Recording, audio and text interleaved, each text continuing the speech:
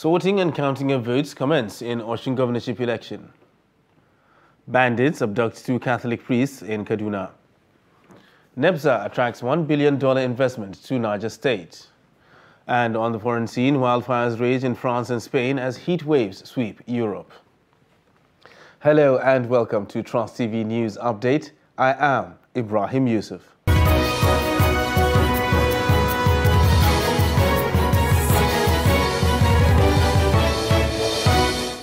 Hello and welcome once again. Sorting and counting of ballots have commenced in most of the polling units of Osun State as voting closed in Saturday's governorship election in the state. Trust TV Shafiu Suleiman reports that the poll largely witnessed massive turnout of voters who exercised their franchise amidst tight security aimed at ensuring that the voting environment is safe. 15 candidates contested the Osun governorship election, which took place in 332 wards across 30 local government areas of the state. About 2 million registered voters are eligible to take part in the poll, which commenced early Saturday morning and ran through the day.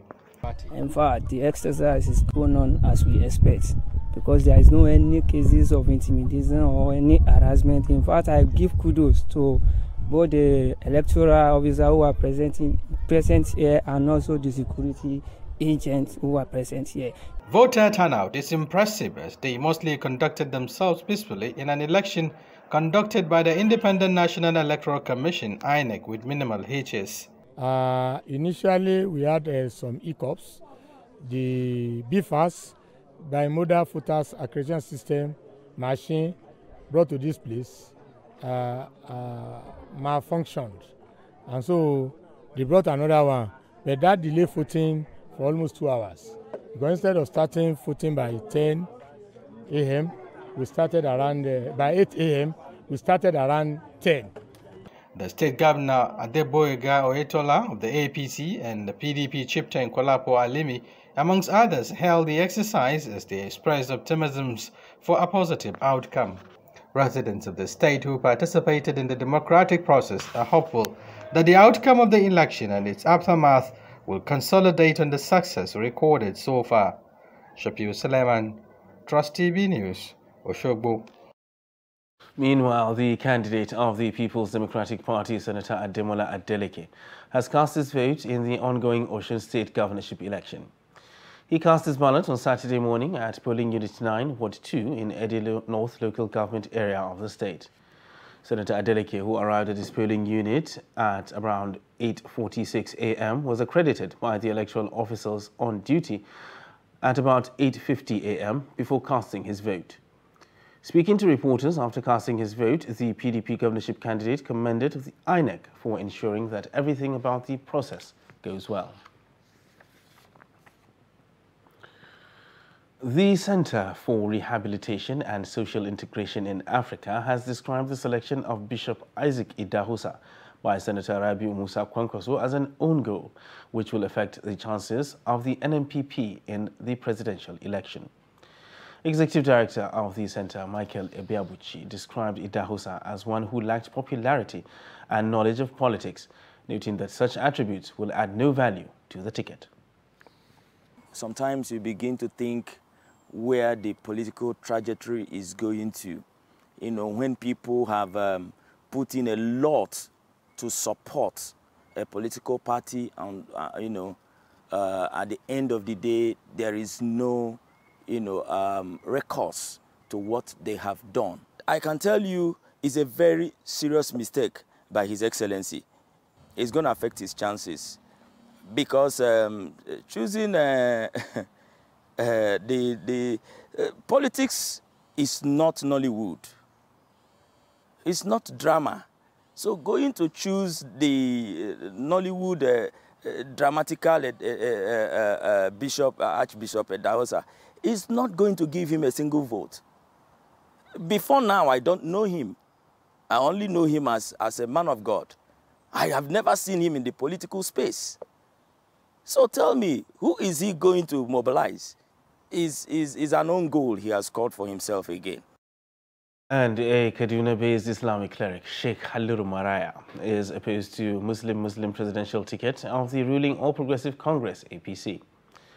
Maraya, in an exclusive interview with Trust TV, says a same-faith ticket will further disunite Nigerians and it contravenes the Constitution of the Federal Republic of Nigeria as amended. The announcement of former Governor of Borno State Senator Kashim Shettima as the running mate of the APC presidential candidate Bola Tinubu came as a surprise to many, and it still generated reactions from different quarters. Kaduna State chapter of the Christian Association of Nigeria (CAN) during press briefing in the state rejected the same-faith ticket. Commenting on the development, Sheikh Haliru Maraya rejects same-faith ticket, also saying it contravenes the Constitution and the spirit of togetherness. That particular section talks about the composition of the government at the federal level, that the composition should be done in such a way that it will promote national unity and it will also reflect the federal character of Nigeria. So going by what the APC has done, undoubtedly they have contradicted the Constitution of the Federal Republic of Nigeria, and what they have done is also at variance with the spirit of justice, fairness, and equity. The assertion of people like Maraya is that same-faith ticket will bring disunity among Nigerians, though some argue that competence of the candidate and not their religions should take precedence. However, Sheikh Haliru Maraya is of the opinion that one of the implications of same-faith ticket is mutual suspicion among adherents of different religious persuasions. The implication, one, there will be disunity. The country will be further disunited. As you can testify, presently there are many people who have resigned their membership of the APC. Because of what? Because of the Muslim ticket. Hitherto, they were doing politics together with the Muslims. Now, they have left the Muslims. This has brought what? Disunity. According to him, the country has been polarized along many faultiness, including religion. He therefore called on the leaders to promote inclusivity in whatever they do for the unity and development of Nigeria. Now, rising insecurity comes with displacement of families, as bandits' activities have forced families to relocate to safer areas within urban regions in Katsina State. Jamil Mabai speaks to 3 mothers who are battling hunger daily and at the same time concerned about lack of access to basic human necessities like access to healthcare and education.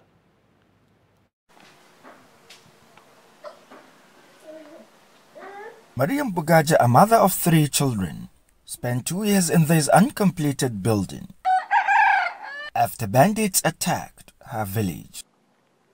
Ever since, life has been unbearable. Lack of access to basic human necessities like food, access to healthcare and education has made life more difficult for Mariam. Her children and 10 other families camped in this uncompleted building. For over 2 weeks, Mariam and her children have been battling malaria. Unfortunately, she can't even afford a Panadol that costs less than $1. Talk less of going to a hospital. To be frank, we are faced with health challenges because when we fall sick, we don't have money to go to the hospital, let alone our children. We just sit at home and buy 10 naira Panadol, dissolve it in water and give to the children. This has been our life, both young and old, when we have bouts of malaria because there is no money. According to statistics by UNICEF, a total of 11,536 schools were closed since December 2020 due to abductions and security issues. These schools' closures have impacted the education of approximately 1.3 million children. This interruption of their learning contributes to gaps in children's knowledge and skills. Safara, who resides in Safana local government area of Katsina State, lost her husband while trying to rescue his relatives during an attack by bandits. At a point, she thought she was losing her sick daughter. Currently, my daughter is sick. I spent the entire day at the hospital yesterday. She's been vomiting and running a temperature because of malaria. We were scared for her life.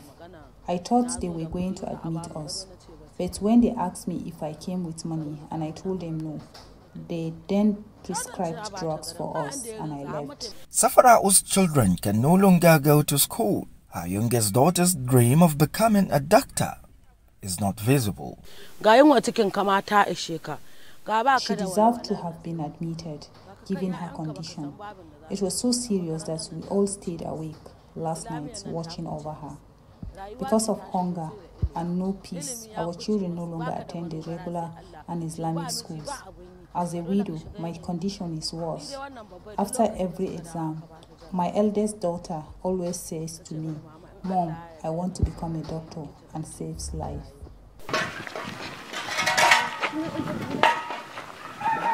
Most of the women have similar stories.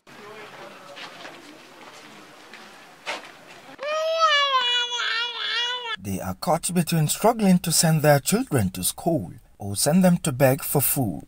Analysts believed most of them are victims of general poverty, and the only language they can use to get sympathy and assistance is by claiming to be victims of banditry. What is happening is a general poverty and hunger in the whole of the country, which so many people, so many families were aligning themselves to this internally distressed person so that they can get assistance. With a non-functioning primary healthcare facilities and lack of government commitment to providing educational alternative to victims of insecurity, the situation will keep deteriorating. One thing is clear: with rising insecurity, families will be displaced, out-of-school children will increase, and the access to healthcare will remain a nightmare. Jamilu Mobay, Trust TV News, Katsina. Still talking insecurity, bandits have kidnapped 2 more priests of a Catholic church in Kaduna State. The 2 priests, Reverend Father John Chetnum and Reverend Father Donatus Cleopas, were reportedly abducted on Friday evening in Jere local government area of the state. The abduction comes less than 2 weeks after another priest, Reverend Father Emmanuel Silas, was kidnapped by bandits from the parish rectory of the St. Charles Catholic Church, Zamina, in Kauru local government area. Although security agencies have yet to confirm the incident, the Chancellor of Kafanchan Catholic Diocese, Reverend Father Emmanuel Okolo, confirmed the abduction. In a statement, Okolo said the 2 priests were kidnapped by bandits at about 5 p.m. on Friday while they were on pastoral duty at the rectory of Christ the King Catholic Church, Yadingaru. The Akwa Ibom State Police Command says it has rescued 28 fishermen kidnapped by a 5-man gang in Akwakwa, in Uruan local government area of the state. Speaking during a press conference in Uyo on Friday, the Commissioner of Police in the state, Olatoye Dorishimi, said the fishermen were rescued from the creeks where they were held hostage by pirates who normally pose as fishermen for over 8 hours. Dorishimi said immediately the command received an intelligence report on the incident, it drafted marine officers who were able to rescue the hostages. Narrating their ordeal, some of the victims said the kidnappers dispossessed them of cash running into millions and other valuables. You're watching Trust TV News Update. And still to come, after the break, Gombe farmers call for support to boost nut farming. Details of this and more after the break. Do stay with us. Where do they get food? How do they survive? Who is providing them with food? Are you not asking questions about the arms and ammunitions? What is the source? How are they getting it? For how long we've been fighting them? These are questions that you need to ask. Do you mean that we should vacate all our villages, all our farms, all our houses, and surrender them to bandits?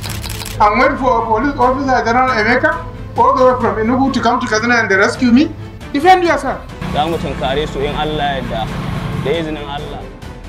If the federal government is serious about curtailing this banditry, I can assure you it has the strength and the forces to do it.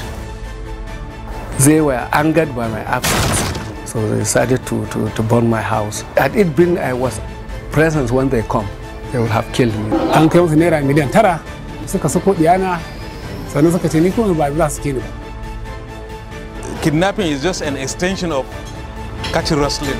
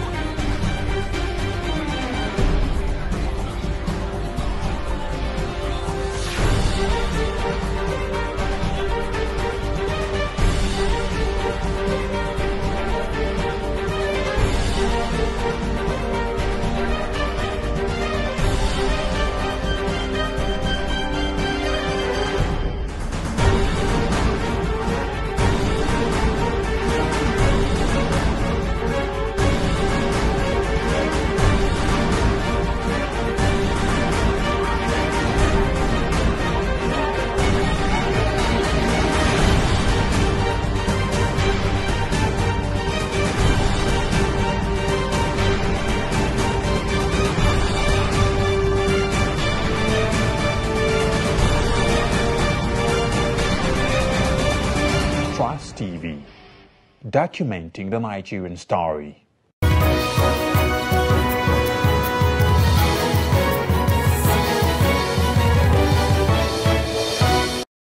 Welcome back, and thanks for staying with us on Trust TV News Update. Now another look at our top stories.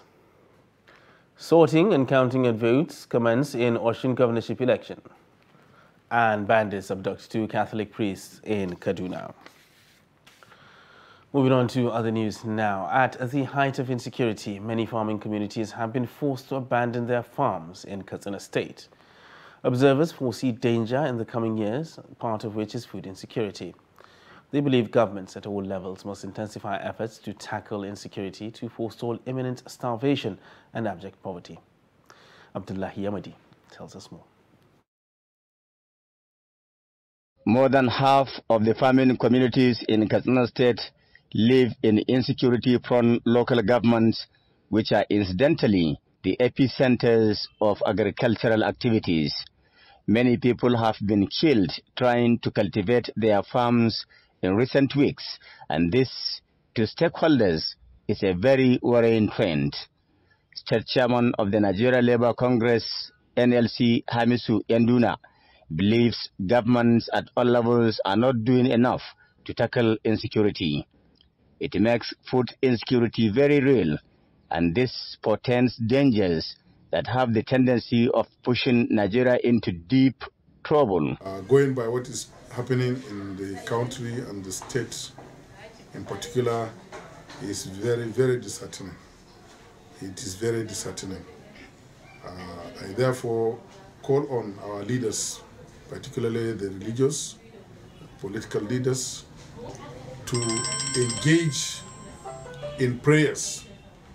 Previously, when there is problem, there is a hardship in the country, we all know that the religious leaders used to call on the Muslims and the Christians to engage in prayers so that God's intervention may come. Another scenario that has the potential to descend into chaos is the ongoing ASU strike. Yanduna wants the federal government to respect its earlier agreement with lecturers to allow students of tertiary institutions to resume their academic activities. The Labour leader blames the lingering strike by university lecturers to insensitivity on the part of the government. Meanwhile, chairman of the New Nigeria People's Party in Katsina State, Sani Yankwani, says the Muslim ticket of the APC has exposed the myopic plan of the party to deceive Nigerians in the name of religion. We cannot even dream of having organized, well-equipped armed forces. Because without strong armed forces, you cannot have an economy. You need them to protect your interest from within and outside. You need to equip your military. You need to equip your law enforcement agencies. You need to train them. You need to teach them the art, international art of war, art of control. You see? So no economy can survive without an equipped military, strong military. The Katsina State NNPP chairman also attributes the current insurgency to institutional collapse. Yankwani describes Nigeria under President Muhammadu Buhari as a failed state and calls on Nigerians to vote competent leaders regardless of religion and ethnicity. Abdullahi Ismayamadi, Trust Television News, Katsina.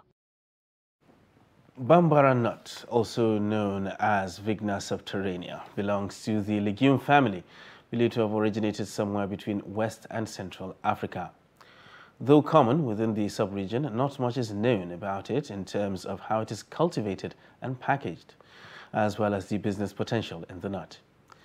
Ibrahim Ismail visited some farmers on their farmlands in Bojude village, a Bambara nut farming hub in Gombe, and reports that farmers are making ends meet through this fruit crop. The report. Bambara nut production is a thriving business in northern Nigeria, with Gombe being among the top producers. Located about 43 kilometers away from the city of Gombe, Bojude district is a farming hub for Bambara nut. Majority of the population of Bojude are Bolewa tribe. The district is in Gombe North, specifically in Kwame local government area of the state. Bolawa are known for their productivity in Bambara nut farming. This Bambara nut plant is just 3 weeks old. It was planted at the beginning of June 2022, and the farmer here said his farmland is almost 4 hectares and he planted almost 80 moods of crops. Muhammad Ajia is a 40-year-old. He has been a Bambara nut farmer for more than 2 decades. I am happy because I have benefited a lot from it, including my family. I got married from the proceeds and sponsored my daughter's wedding. I also give zakat offerings annually, and it is nutritious.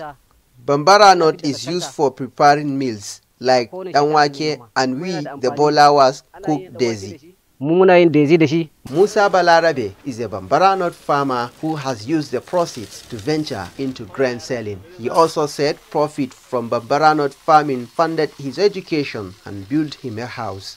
So nina kasance manomin gujiya. I used to accompany my parents to Bambara nut farm since I was 10 years old. I am a Bambara nut farmer. Bambara nut farming is less expensive. We do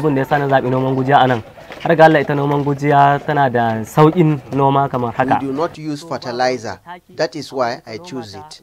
And you will have a bumper harvest, unlike maize farming. However, these farmers face multiple challenges that require urgent attention from the government. The big problem is soil infertility. It affects the Bambara nut plant from development. That is why we need a fertile land. This Bambara nut plant needs insecticides. We also need other inputs to clear the grass. The district head advocates for a better life for the Bojude Bambara nut farmers through incentives like loans, grants, and other interventions. From the federal government or state government or anyone among the 3 arms of government, if they are going to intervene, we are going to promote this Bambara nut farming. Agriculturalist Ibrahim Umar believes enhancing Bambara nut production will contribute more to Nigeria's gross domestic product (GDP). So at least the market is here in Nigeria.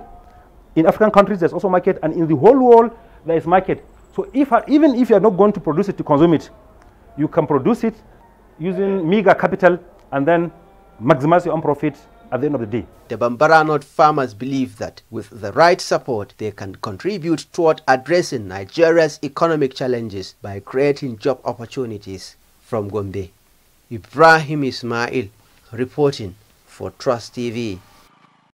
And in business news, the Nigeria Export Processing Zones Authority, NEPZA, says it has attracted $1 billion investment in Niger State. A statement on Saturday in Abuja by NEPZA's head of corporate communications, Martins Ode, said the authority remained resolute on its mandate as a key player in pursuing Nigeria's economic development.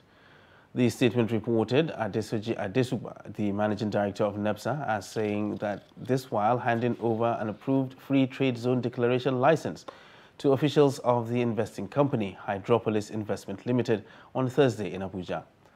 According to Adesuba, NEPZA has remained resolute in its mandate as a key player in pursuit of Nigeria's economic development by striking yet again a $1 billion investment in the state. The authority had on July 8 secured an investment worth $100 million at the Medical and Pharmaceutical Special Economic Zone in Lekki, Lagos, for the production of medical equipment. Now a look at the foreign scene, where wildfires raged in southwestern France and Spain on Saturday, forcing thousands of people to be evacuated from their homes as blistering summer temperatures put authorities on alert in parts of Europe. More than 12,200 people had been evacuated from France's Gironde region by Saturday morning as more than 1,000 firefighters battled to bring the flames under control, regional authorities said in a statement. Wildfires have torn through France in recent weeks, as well as other European countries, including Portugal and Spain. And nearly 10,000 hectares of land was on fire in the Gironde region on Saturday, up from 7,300 hectares on Friday.